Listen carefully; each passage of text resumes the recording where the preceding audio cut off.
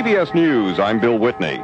Fickle weather at Cape Canaveral could keep Space Shuttle Discovery on the ground today. Correspondent Mitchell Krause is there. Mitchell, what's the latest? Well, Bill, we were having a flawless countdown, no real glitches except minor problems with a heater and with the ground supply system. The crew is in the Discovery right now. Everything was going well, according to NASA, but there is the question now that's come up suddenly about rapidly changing weather. We have fog in the area now. The fog, as it stands right now, would prevent us from having a launch at 8:07 this morning. The good news is, as the sun comes out, it'll burn that fog off. The bad news is, as the fog burns off, it creates a condition that will increase the surface winds here. That's Air Force meteorologist Ron Rand. He says that if those surface winds get above 12 knots, that would make it impossible for a safe landing in an emergency situation at the strip here at the Kennedy Space Center, and that would be a problem. So it's moving very rapidly. Now we see a bit of blue sky and sun in one place, but fog elsewhere. Mitchell, NASA is under a bit of time pressure here. If they don't launch today, they do have to go soon. Yes, they have, they say, until about the 18th, the end of this coming week, in order to get off the ground here, in order not to delay the launch of the Atlantis, which will be carrying that Magellan probe that's going to Venus. So they're working under some pressure. They'd like to get it going, and of course the astronauts are all ready to fly and all dressed up with no place to go if this should be scrubbed. Correspondent Mitchell Krause at the Kennedy Space Center. Authorities... Fog and winds delay launch of Shuttle Discovery. 15 men killed in military helicopter crash in Arizona. Strike-bound Eastern Airlines beefs up its flight schedule. Good morning. Bill Lynch with the CBS World News Roundup. A mostly rookie astronaut crew is strapped into their seats on Shuttle Discovery at this hour, but their already much delayed launching is on hold once more.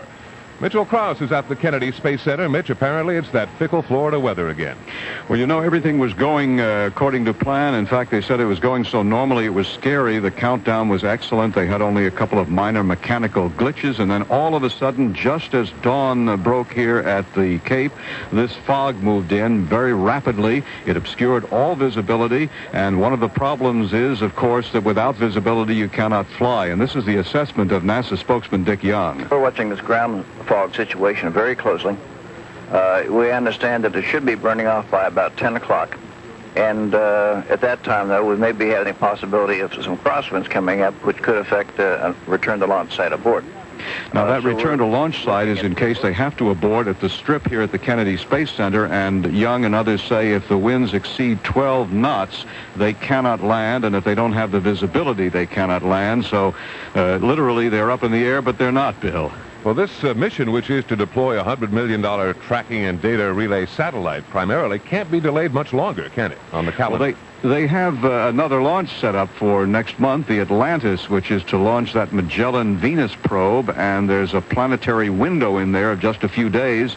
And, of course, they have the rest of this week, they say, to get this off the ground, but if it were to go beyond that, that would cause them to delay that, and they don't want to eat into the time for that future launch. Correspondent Mitchell Krause will continue to keep us posted on the status of Discovery. We're just about a minute away from launch time now. What is going out there out there at the pad at this point? Well, they're preparing to hand off to the to Discovery itself. The ground computer is essentially handling the count at this point, and at T-minus 31 seconds, the ground launch sequencer passes off to the space shuttle, and the onboard computers then govern the launch from there all the way up to liftoff. So at 31, Discovery's on its own. After that, the next key mark is 6.5 seconds, where the main engines light off, and Discovery takes a last look to ask itself if it's ready. About 30 seconds to launch now. NASA's Lisa Malone is doing the commentary for this flight. Let's listen. T-minus 20 seconds. 15 seconds. T-minus 13, 12, 11, 10. We have a go for main engine start. 6, 5. We have main engine start. 3, 2, 1. SRB ignition and liftoff. Liftoff of STS-29 as Discovery clears the tower. They're gone now. Moving now. What a beautiful sight.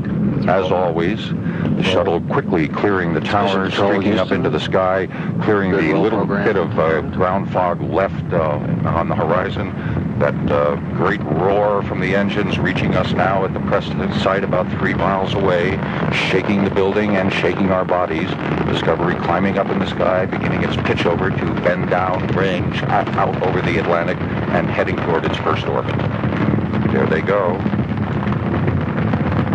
5-man crew, captained by Navy Captain Michael Coates, pilot Air Force Colonel John Blaha.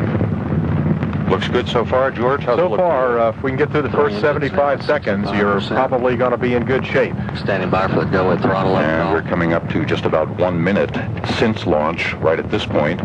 The shuttle climbing so high in the sky that it's getting past the range of our window, and it's getting difficult to see it with the naked eye. So, approaching the sound barrier at this point. Go with throttle up. So that's our magic words here.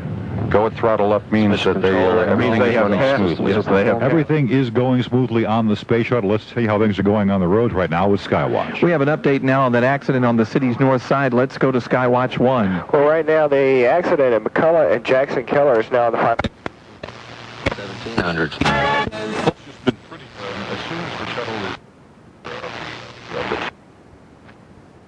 Control passes to the Johnson Space Center in Houston, and your work here at the Cape is essentially done. Is that correct? Almost. We are on standby for about the first 5 minutes into flight, so in case they have to turn around and come back, then we're prepared to support it. But after about 5 minutes, then it's entirely mission control in Houston, and they do have all flight control as soon as it clears the tower.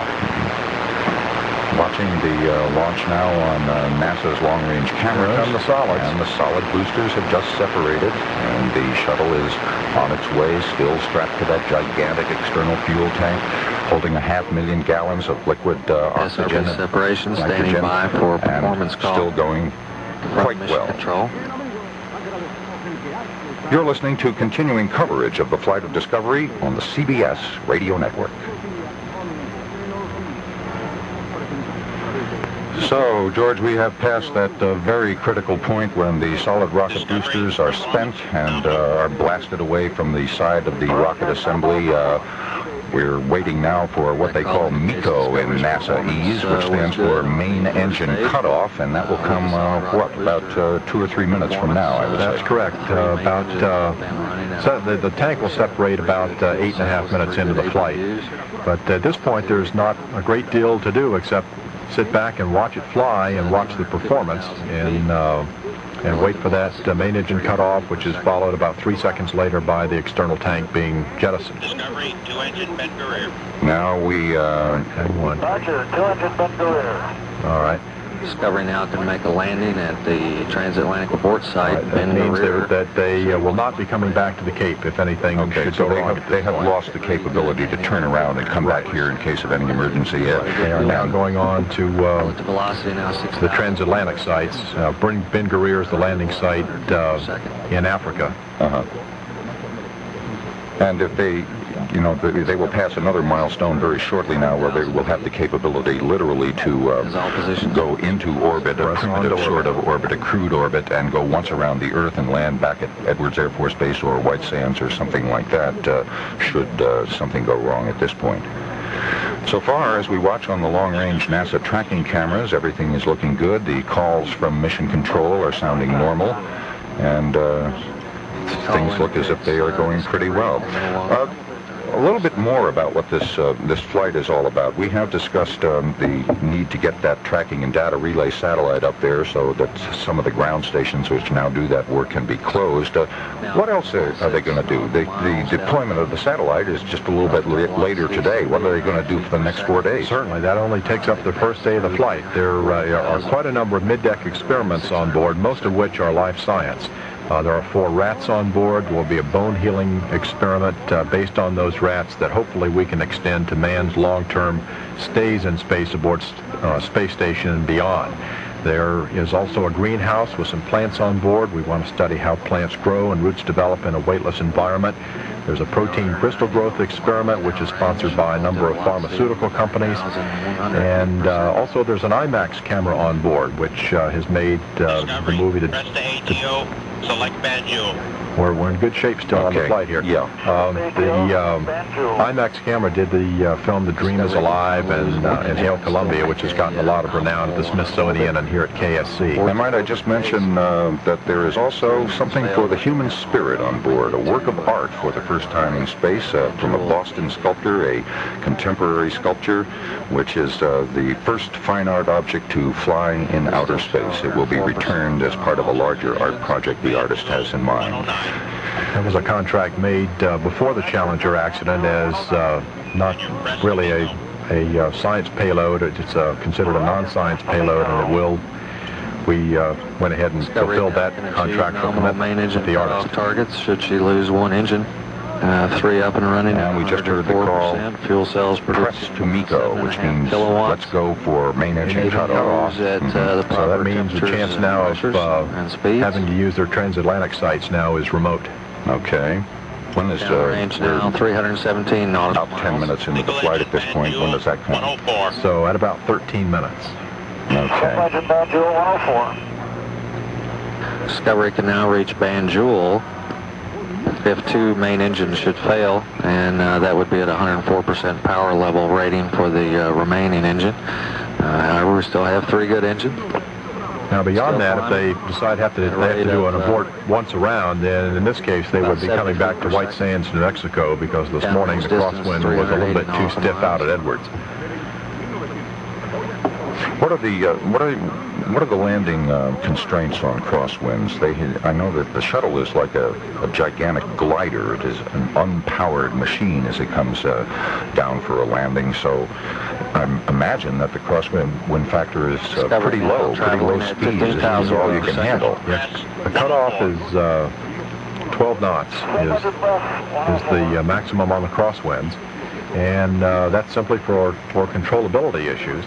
Of course, if they had an emergency and were landing out at Edwards or at White Sands, it really would not make a great deal of difference, because those are bases out in the middle of the desert. If they run into problems, all you do is point the nose into the wind and dump in your flaps and come on down. So they've got a lot of extra margin there.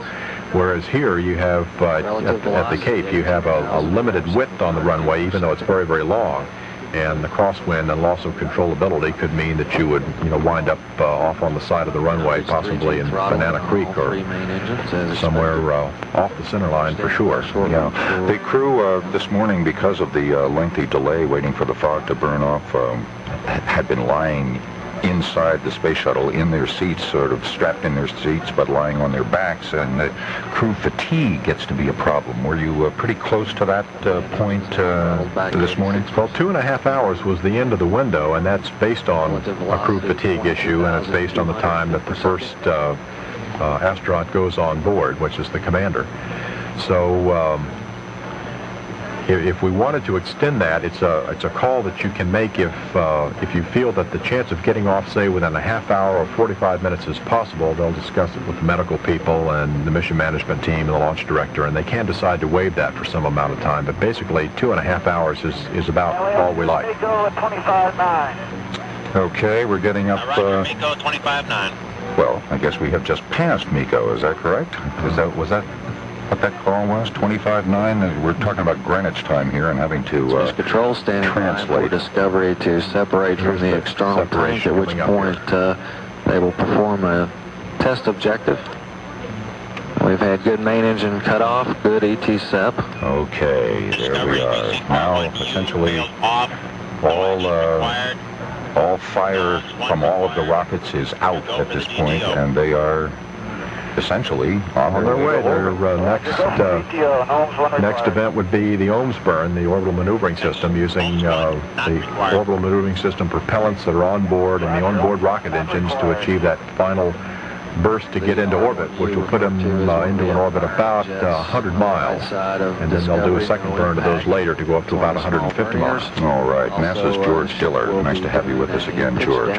Michael Coates, John Blaha, James Bajian, Robert Springer, and James Buckley, the 5-man crew of Shuttle Discovery, its second post-Challenger flight, the third in the series since the Challenger accident, and the first of the year for NASA, delayed several weeks by a variety variety of problems, but up and away at last and successfully this morning. This has been a CBS News special report, The Flight of Discovery.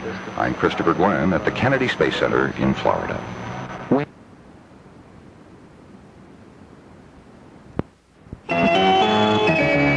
CBS News, I'm Dick Reeves. After one of the smoothest countdowns in history and a fog delay, Discovery is in space. Mitchell Krauss is at the Kennedy Space Center. Up and away, the simple description of today's shuttle launch. After a 2-hour delay caused by fog and wind, the Discovery roared into space, the giant rockets outdoing the sun in brilliance. NASA spokesman George Diller says the space agency is delighted. It was, virtually flawless from an ascent standpoint. And we had both the booster separation, the tank separation on the money, so it's just a question now that after we do the burn of the onboard engines, what the final orbit is. So I don't see how at this point we could have done much better than we set out to do. This third post-Challenger mission's primary job is to deploy a $100 million communications satellite, a carbon copy of one destroyed in the Challenger disaster. That could happen in about 5 hours. Then the 5-man crew headed by space veteran Michael Coates will set in motion several scientific projects and take pictures for a new film on the U.S. space program. Mitchell Krauss, CBS News at the Kennedy Space Center in Florida. In the darkness. CBS News, I'm Bill Lynch. The crew of Shuttle Discovery is preparing to deploy a $100 million orbiting switchboard. Correspondent Christopher Glenn has the latest from the Florida spaceport. All well aboard Shuttle Discovery, the crew settling in for a busy 5 days in space. A little while ago, they successfully opened the huge payload bay doors, which do double duty as radiators carrying excess heat away from the spacecraft. The weather held things up for about 2 hours past the scheduled blast-off time earlier, everyone just waiting for the sun to burn off a thick layer of ground fog. But the countdown itself was right on the money, one of the most glitch-free in NASA history, prompting the launch director, Bob Seek, to explain. Well, I got to tell you, this is the kind of Monday to start a week on. The launch count when we picked up last night was right on the timeline all the way down to 9 minutes. That's when the fog delay began. A few hours from now, the big job of the mission, deployment of a tracking and data relay satellite. Christopher Glenn, CBS News at the Kennedy Space Center in Florida.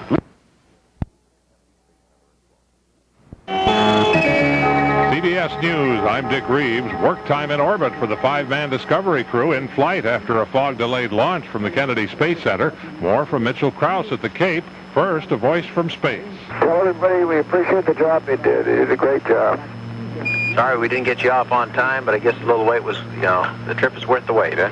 3 hours after Captain Michael Coates thanked Launch Control for getting the Discovery into space, the shuttle's cargo bay doors have been opened to expose the mission's $100 million payload. It's another tracking and data relay satellite known as TDRS. It's going to be basically the way we communicate and track the shuttle in the future, allowing us to close and consolidate a lot of the ground stations and provide capability as far as very high data rate transmission with things such as the Hubble Space Telescope will launch later this year. NASA spokesman George Diller, the crew is now getting ready to nudge the TDRS into space, and in about 4 hours, the satellite's own rocket will propel it into a high Earth orbit where it can look down on Discovery and eventually become a key switchboard in the sky for the space program.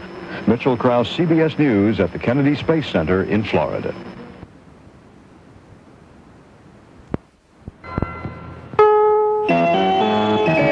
News, I'm Bill Lynch.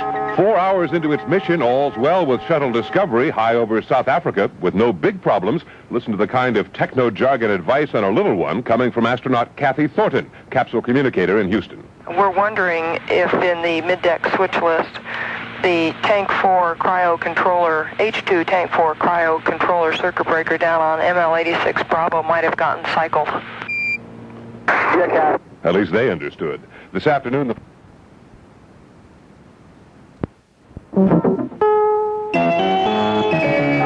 CBS News, I'm Mike Moss. Discovery is back in space. Its picture-perfect launch this morning delayed just a bit by fog. CBS News correspondent Mitchell Krauss is at the Kennedy Space Center in Florida with the latest on the Space Shuttle's first mission of the year. 4, and Kathy. We look like we had a good deploy on time. Everything looks good at the moment. The deploy reported from Space Shuttle Discovery refers to a $100 million piece of hardware designed to improve NASA's ability to monitor its family of satellites now in orbit. Known as TDRS, the 2.5-ton flying antenna and switchboard is now floating in space after being released from Discovery's cargo bay.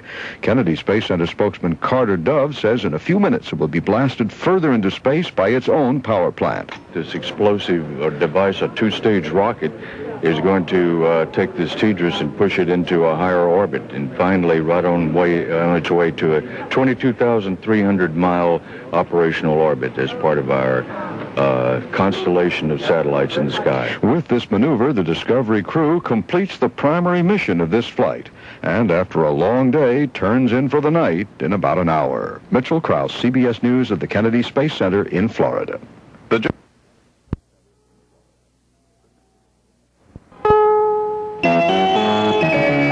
CBS News, I'm Vicki Kelly.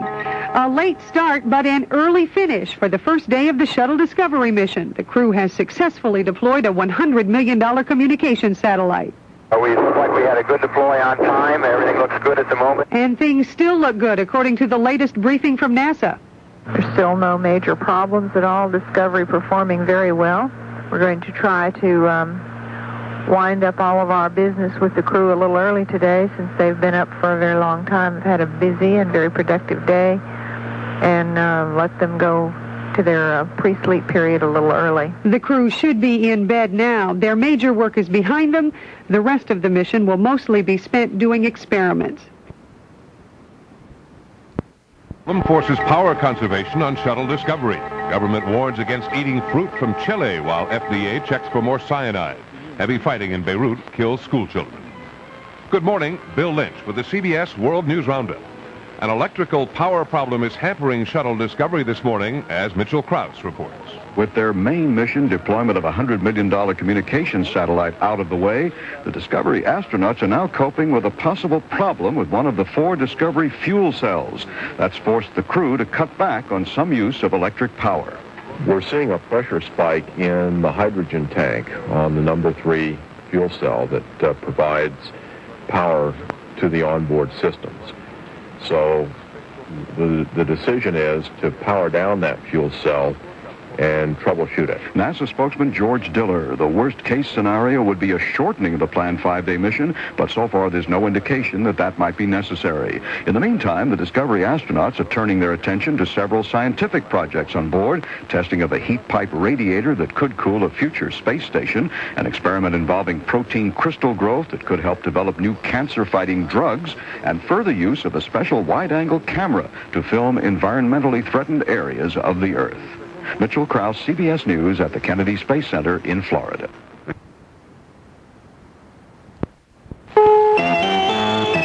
Washington acts to suspend imports of deadly assault rifles. Soviets kick out U.S. officer in response to Washington's expulsion of alleged spy. Israel hands over Gulf of Aqaba resort strip. Good morning, Bill Lynch with the CBS World News Roundup. Discovery is continuing to conserve power as they head into their 3rd full day in orbit, hoping to complete the full 5-day mission. James Hattori has the latest from the Johnson Space Center in Houston. Cameras aboard Discovery sent back spectacular pictures of Earth overnight as the shuttle crew slept. The tranquility broken this morning by a military wake-up. Discovery, Houston, good morning. That's just great. We got 2 Marines up here paying attention. What do we do now? Perhaps the most crucial task facing the crew today will be a test of the shuttle's fuel cell electrical generators. Some mysterious pressure readings in a hydrogen tank prompted the crew to shut down non-crucial systems as a precaution. NASA Flight Director Chuck Shaw. We're very convinced that there is no electrical problem, there is no safety problem associated with it. We've told the crew that, and they agree. If the electrical glitches persist, NASA says ending the mission 1 day early on Friday is still an option, though unlikely right now. James Hattori, CBS News, Houston. British officials say they issued detailed warning 2 days before Pan Am 103 bombing. Chilean officials appeal for lifting of fruit quarantine. Lebanon hostage Terry Anderson enters a 5th year in chains. Good morning, Bill Lynch with the CBS World News Roundup. All this morning, the crew of Shuttle Discovery was calling Houston. They surprised Mission Control with a tape made for them by actor William Shatner. This is Captain James T. Kirk of the Starship Enterprise on temporary assignment to the Space Shuttle Discovery. Here in space, shall I call it the final frontier, the Discovery crew is alert and awaiting your morning orders for its 5-day mission to perform new experiments, to seek out new information, to boldly go where no astronauts have gone before. That's fine for them, but can somebody help me find my ship? It's lost, and I've got to beam out of here. Working again at full electrical power, the crew has been focusing cameras on some of the Earth's environmental wounds. The movement to take military-style assault rifles out of civilian hands is spreading.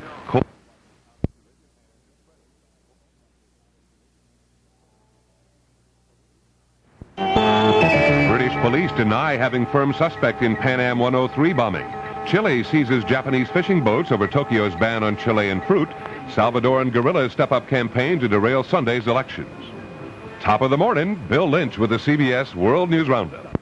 The 5-man crew is packing for the trip home tomorrow morning. Today they're working on experiments and shooting some more big-screen movie footage.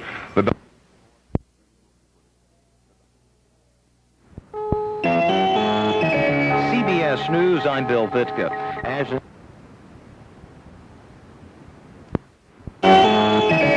CBS News, this is Mitchell Krause. The crew of the Space Shuttle Discovery is making final preparations for its return to Earth at Edwards Air Force Base in California. Correspondent Christopher Glenn is there. And Chris, what's the procedure for getting back in? And we do understand that the cargo bay doors have been closed. Why is that so important?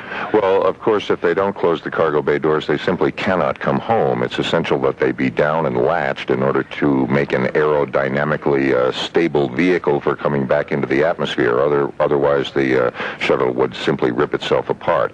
But they will do their deorbit burn about an hour before landing. I would say that's about an hour and a half from now, somewhere over the Indian Ocean, and begin their fiery descent through the atmosphere. And they'll be touching down here at Edwards Air Force Base about 2.5 hours from now. And we hear that the weather is cooperating. In fact, NASA said that perhaps the winds are not strong enough.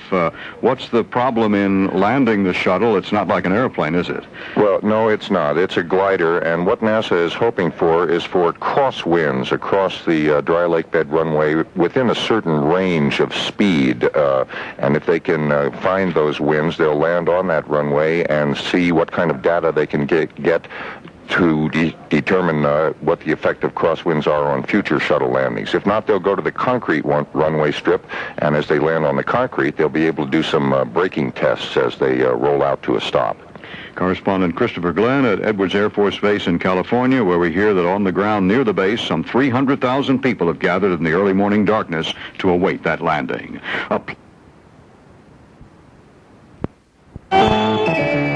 Space Shuttle Discovery heading home after 5 successful days in orbit. Fruit from Chile will be heading to U.S. markets again, and Eastern Airlines moved to sell off some more of its assets.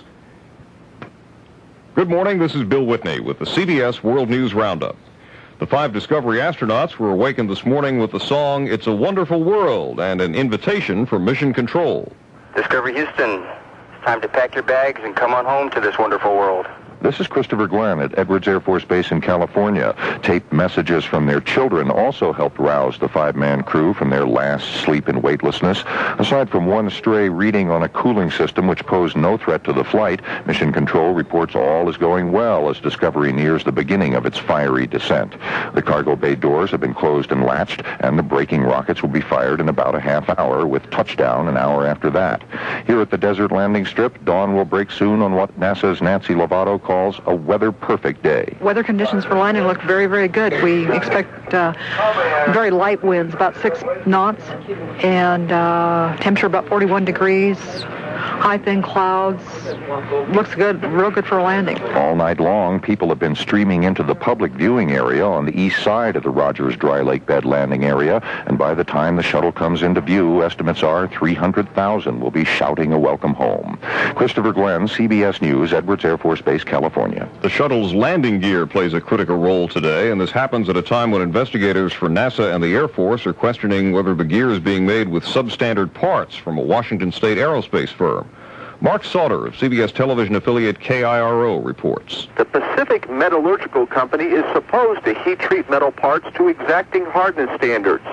But 3 former workers, including a quality control supervisor, say the company forged inspection documents for thousands of parts, including some that failed production tests. We were falsifying reports saying that these parts were correctly checked and are done and ready to go out to the customer, which was bull. Mike Radzileski ran testing machines. I probably put out 5,000 to 8,000 parts that were never checked. Many parts went to the Rocket Research Company, which makes critical assemblies for the shuttle's boosters and landing gear.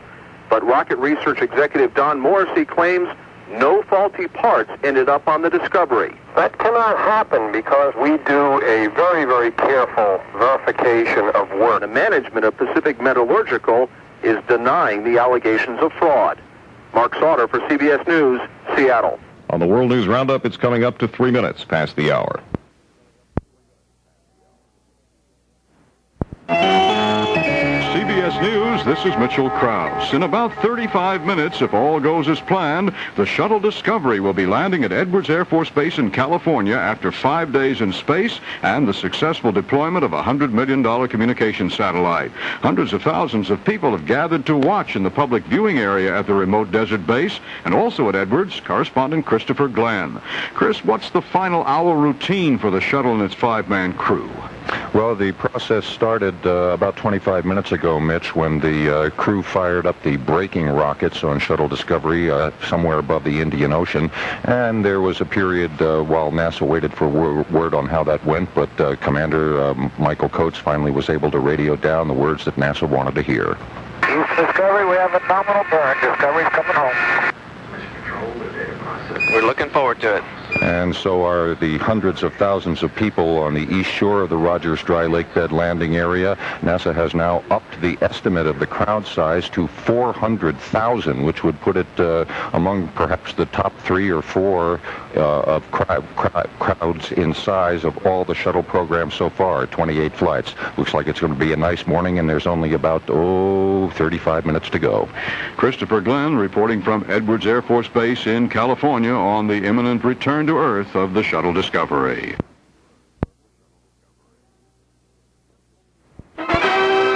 Mutual News Special Report, the landing of Shuttle Discovery, NASA's 3rd successful mission since Challenger. Here's Mutual Space correspondent Bill Grudy at Edwards Air Force Base, California. Good morning. Landing day has dawned clear and crisp with light winds. For the past 55 minutes or so, the astronauts on Discovery have been making a fiery descent to Earth. About an hour ago, they fired their rockets, slowing the ship down by about 200 miles an hour, just enough to drop them out of orbit and put them on a path across the Pacific Ocean over Hawaii and on to approach to Edwards Air Force Base here in the middle of the California desert, about 90 miles from Los Angeles. NASA's tracking cameras have picked up the Discovery. The winds are so light this morning, by the way, that Discovery will be landing on the concrete runway here instead of on the dry lake bed. That'll be a disappointment to the hundreds of thousands of people who have made the trip here to watch the landing. A landing on that concrete runway means that the prime viewing sites are no longer that prime. As I said, this is a fiery ride down. The astronauts who have made the trip before say it's rockier than a roller coaster with dips and turns and flames flashing by the windows as the shuttle heats up to some 2,800 degrees. The Discovery astronauts have been awake for about 8 hours now, so the landing is really the end of what might be called their normal workday. The astronauts' wake-up call this morning came from their kids. And from Louis Armstrong, too.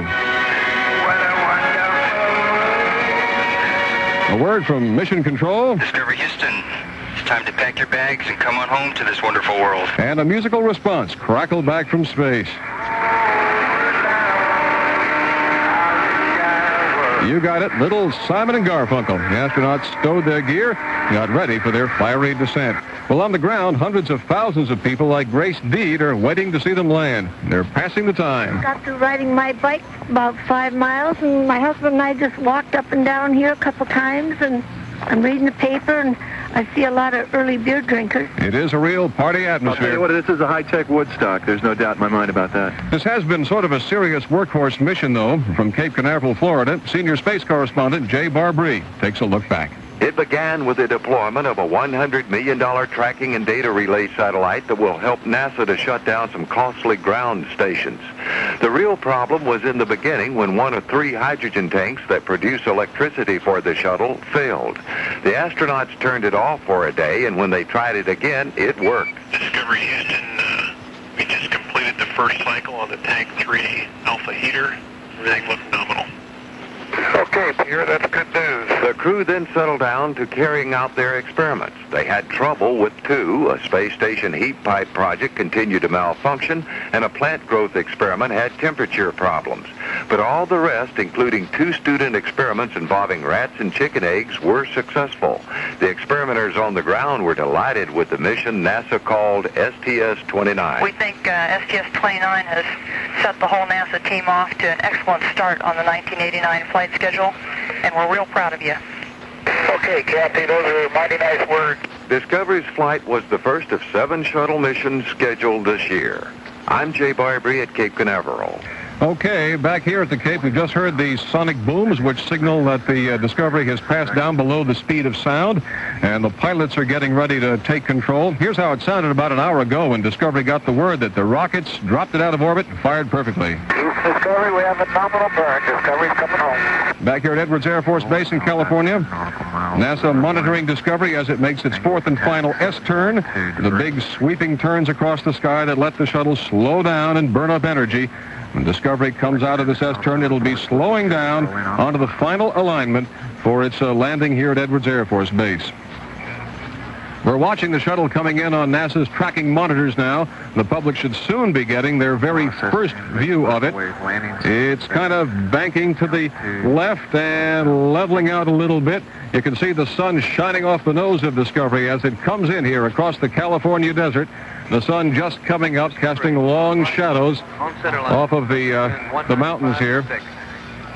About a minute, 17 seconds to touchdown here at Edwards Air Force Base in California. The shuttle remaining right on track. At 8,900 feet, about 5.5 nautical miles to the runway. Closing in. And the cameras are zeroing in. Touchdown. 1 minute to touchdown. You heard them call it. And they put the landing gear down about... We should land about 2,800 feet past the runway threshold at a speed of 185 knots. They put the landing gear down 15 seconds before this shuttle touches down. 4,300 feet. Descending. Now the angle looks to be about 23 degrees. At the end, they'll pull the nose up. A little flare maneuver just before they bounce down. Right now, the astronauts making the final flare maneuver to bring the shuttle from a 22-degree glide slope to 1.5 degrees for touchdown. 1.5 Mach. Discovery whipping along about 350 miles an hour. In just a second, it'll be time to set the landing gear. Landing gear down, 15 seconds from touchdown, slowing to 185 miles an hour as Discovery glides 75 feet above the desert for the hundreds of thousands of people watching to see Discovery touching down. Rear wheels are down. You hear the applause. And in just a minute, we'll see the nose gear of Discovery just coming down and touching the runway. Here we go. Nose gear touchdown. Discovery is home. It's got about now rolling out onto final. It's got about a 2-minute roll until she comes to a stop. Don't forget, it's going at 185 miles an hour. Pretty quick. About the speed of an airliner. Normally these shuttles land at 215 miles an hour. This landing on the concrete runway is somewhat slower than that. And in fact, the deceleration seems to be going a little quicker as they hit the brakes. In fact, Discovery looks to be almost stopped now. We see the hangars of Edwards Air Force Base in the background and the shuttle Discovery, white shuttle, coming to a halt. In fact, it was a good deal quicker. Discovery, we'll stop. Well done, Discovery. That's one to be proud of. We felt like we rode through the whole mission with you. And that's it. A safe return home for the shuttle Discovery. It'll take about 50 minutes to prepare the shuttle for the astronauts to come out. And that time, Commander Michael Coates, pilot John Bleha, Mission Specialist James Boochley, Mission Specialist Jim Bajian, and Mission Specialist Robert Springer will come out, and they're expected to hold a press conference here about an hour and a half after launch time. As we said, a very successful landing for Shuttle Discovery, the second landing for Shuttle Discovery since the Challenger accident. This has been a special report, live coverage of the landing of Shuttle Discovery. I'm Bill Grudy at Edwards Air Force Base in California.